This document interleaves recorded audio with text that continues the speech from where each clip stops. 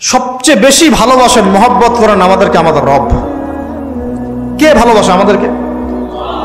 আল্লাহ ছাড়া আসলে ভালোটা বাসেই বাকে। আমরা যে পবিত্র সম্পর্কের কথাও বললাম, এই যে স্বামী স্ত্রীর সম্পর্ক, স্বামী স্ত্রীর মধ্যে মহব্বত, পবিত্র সম্পর্ক, এটা হালাল বৈধ, আল্লাহ পাক বৈধতা দিয়েছেন। কারণ আমাদের প্রবৃত্তির চাহিদা আছে, এই চাহিদা পূরণের জন্য আল্লাহ পাক আমাদেরকে হালালভাবে বিয়ে করতে বলেছেন।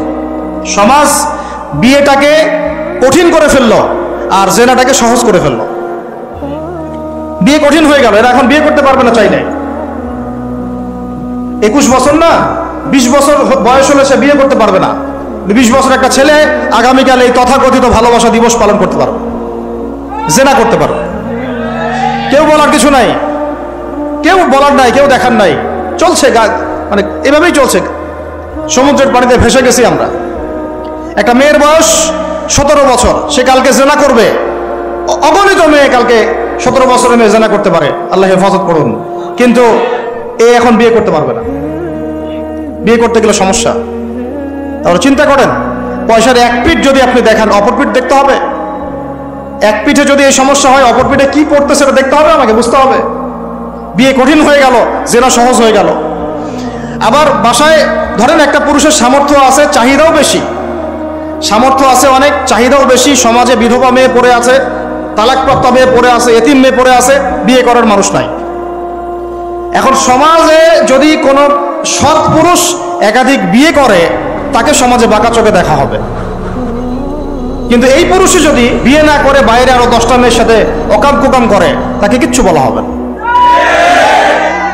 বলেছি আমি, কোরআন একদিকে, সুন্নত একদিকে, ইসলাম একদিকে, সমাজ, এই সমাজের তাকদীর খারাপ। এভাবেই নবী সাল্লাল্লাহু আলাইহি ওয়াসাল্লাম পেরেশান ছিলেন কিভাবে সমাজের মানুষকে ফেরানো যায়।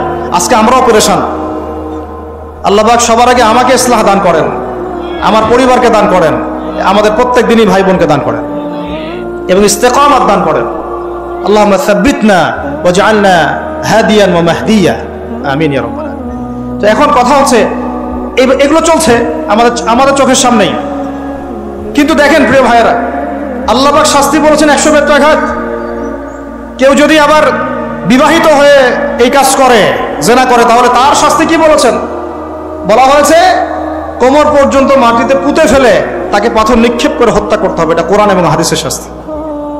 আর আমরা কি করছি দেখেন। আমি 2টা হাদিস বলি আপনাদেরকে, শোনেন, ইয়াংরা শোনেন। এই 2টা হাদিস আজকে ভুলবেন না। আলোচনা অনেক লম্বা হচ্ছে তো অনেক কিছু ভুলে যেতে পারে, এই 2টা হাদিস ভুলেন না। একটা হচ্ছে 3 জন ব্যক্তি একবার একটা গুহায় আটকা পড়ছে। 3 জন বন্ধু বা ভাই তার একটা গুহার মধ্যে আটকা পড়ে গেছে। ঝড় হচ্ছে, গুহার মুখটা বন্ধ হয়ে গেছে পাথর দিয়ে, বের হওয়ার কোনো জায়গা নাই। এখানে নিশ্চিত মৃত্যু, কোনো সুযোগই নাই বাঁচার। তারা অনেক চেষ্টা করে বের হতে পারলো না। শেষমেশ তারা বলছে যে আমাদের যদি কোনো নেক আমল থাকে, সে নেক আমলের ওসিলা করে আল্লাহর কাছে দোয়া করে